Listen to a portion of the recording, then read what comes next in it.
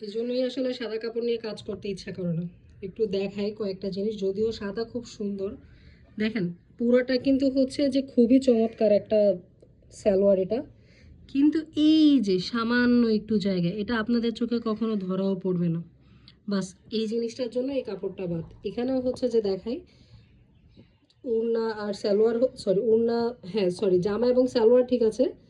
তবে এই যে ওড়নাতে হচ্ছে যে সামান্য একটা জিনিস দেখায়, এটা আপনাদের, এটাও আপনাদের খালি চোখে ধরা পড়বে না।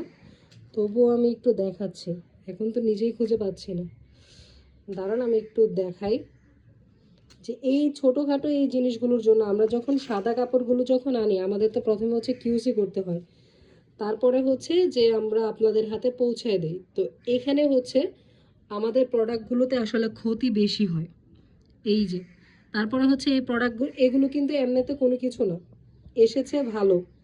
তো দেখা গেছে যে ধরেন হচ্ছে যে সামান্য কোথাও একটা রাখলেন, হুট করে দাগটা পড়ে গেল, কিংবা ওরাও যখন আমাদেরকে দেয় ওরা কিন্তু কিউসি করে দেয়, কিন্তু তারপরেও হচ্ছে ফাঁক ফুকুরে এরকম, কারণ সাদা কাপড় হালকা 19-20 হলেই হচ্ছে কাপড়টা, প্রোডাক্টটা খারাপ হয়ে যায় আর কি। এনিওয়ে, আপনাদের কার কার সাদা কাপড় পছন্দ একটু জানাবেন।